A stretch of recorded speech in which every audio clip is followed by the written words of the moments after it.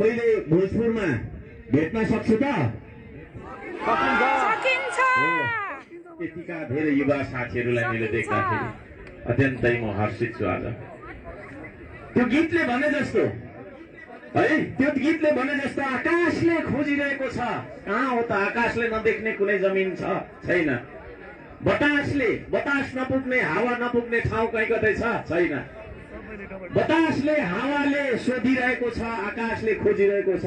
आज युवा कहाँ छ भन्दा आज युवा विभिन्न खालका छैन नहुने कुराहरूमा दुरुपयोग भएर नष्ट भइरहेको छ, काटमारमा लागिरहेको छ, राजनीतिक गुण्डागर्दीमा पनि फसिरहेको छ।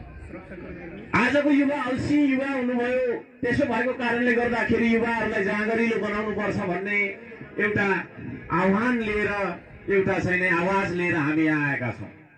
म यहाँ सबैजनालाई भन्न चाहन्छु, तपाईँहरूले भन्नुहोला हर्क साम्पाङले पार्टी खोल्यो, अब पार्टी विस्तारका लागि आयो है, पार्टीको कार्यकर्ता खोज्दै यहाँ आयो भन्नु तपाईँहरूले चाहिँ लागिराख्नु भएको होला। तर त्यसो होइन, म तपाईँहरूलाई बोलाउनका लागि आएको छु। म श्रमदाता खोज्दै आएको छु। यो देशलाई बचाउनु पर्छ हामीले, यो देशलाई बनाउनु पर्छ हामीले। त्यसो भएको कारणले गर्दाखेरि यो देशलाई बचाउन र बनाउनका लागि युवालाई खोज्दै म आएको छु। अब यहाँ कति ज्येष्ठ नागरिकहरू हुनुहुन्छ, यसले त युवालाई खोजेको रहेछ, हाम्रो के काम भनेर उठेर नगइदिनु होला है। विचारले मान्छे युवा हुने हो। एउटा 16 वर्षको केटो अथवा चाहिँ भर्खरको जेन्जी, तर उसले चाहिँ होइन नयाँ सोच विचार राख्दैन, उसको सोच विचार परिवर्तन हुँदैन भने उसलाई युवा भन्न मिल्दैन। म युवा भन्दिनँ। तर एउटा 80 वर्षको म चाहिँ श्रमदान गर्ने मान्छे, धरानमा श्रमदानको अभियान चलाएको 4 वर्ष जति हुन आँट्यो। त्यहाँ सबभन्दा बुढो एकजना होइन वृद्ध, हुन त म पनि बुढो भइसकेकै अवस्था हो, एकजना वृद्ध चाहिँ श्रमदाता हुनुहुन्छ। उहाँ 87 वर्ष पुग्नुभयो, जहिले आउनुहुन्छ श्रमदानमा है। उहाँलाई म युवा भन्छु। तर हजारौं युवाहरू त्यस्ता छन् जुन युवाहरूले धरान उपमहानगरपालिकाको प्रमुखले 4 वर्षसम्म धरान बनाउनका लागि कठोर श्रम गरिरहेको छ, ढुङ्गा बोकिरहेको छ। तर एक दिन पनि त्यहाँ आउँदैन, उसले हेर्न चियाउन पनि आउँदैन, बरु विरोध गरेर बस्छ। उसलाई म युवा भन्दिनँ। त्यस्तो युवा मन तपाईँहरूसँग छ? म प्रश्न गर्न चाहन्छु, तपाईँहरूसँग त्यस्तो युवा मन छ? त्यस्तो युवा मन तपाईँहरूसँग हुनुपर्छ। आदरणीय दाजुभाइ दिदीबहिनीहरू, त्यो युवाको खोजी हामी सबैले गरौँ। त्यो युवाको खोजी हामी सबैले गरेर यो देशलाई बनाउनतर्फ लागौँ, यो देशलाई बचाउनतर्फ लागौँ। यहाँहरू सबैजनालाई म धन्यवाद दिन चाहन्छु। देश बिग्रेको कुरा हामी गरिरहन्छौँ। देशमा भ्रष्टाचार भयो, देश बिग्रियो, यस्तो भयो उस्तो भयो भन्छौँ।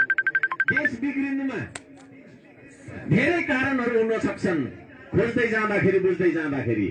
तर ती कारणहरू मध्येको एउटा प्रमुख कारण चाहिँ युवाको दुरुपयोग हो। युवालाई हामीले राजनीतिक गुण्डागर्दीमा लगायौं। युवालाई तपाईँको छैन केही पैसा दिन्छु, केही पद दिन्छु, तँलाई यस्तो कमिसन हुन्छ, तँलाई यति ठेक्का पारिदिन्छु भनेर तपाईँको छैन युवालाई हामीले दुरुपयोग गरेर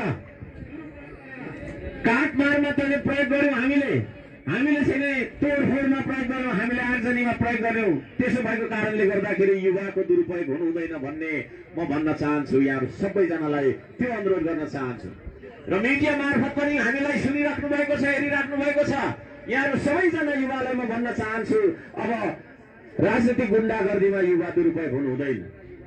देशको शक्ति भनेको जनशक्ति हो। जनशक्ति भनेकै मुख्य जनशक्ति भनेको युवा शक्ति हो।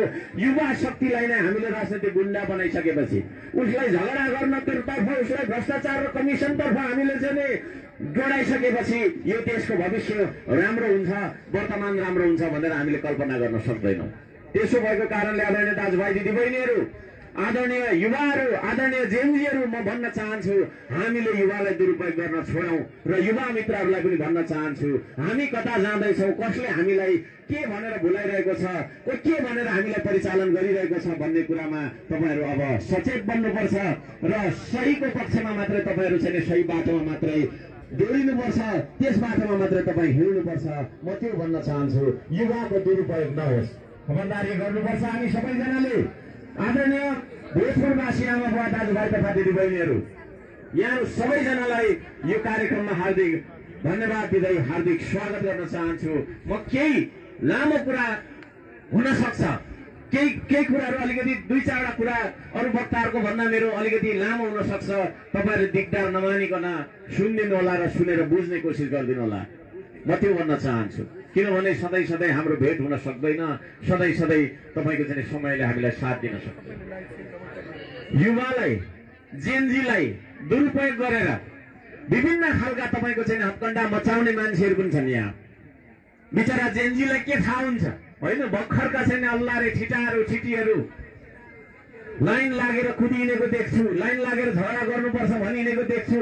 त्यसरी चाहिँ यहाँ पनि थुप्रै जेनजीहरू आउनु भएको छ। म सम्पूर्णलाई भन्न चाहन्छु, तपाईँ कता जाँदै हुनुहुन्छ र कसले तपाईँलाई के को लागि बोलाउँदै हुनुहुन्छ भन्ने कुरा राम्रोसँग बुझेर मात्र त्यसतर्फ तपाईँ उन्मुख हुनुहोला। म सम्पूर्णलाई विनम्रताका साथ अनुरोध गर्न चाहन्छु। विभिन्न प्रयोग गरिरहेका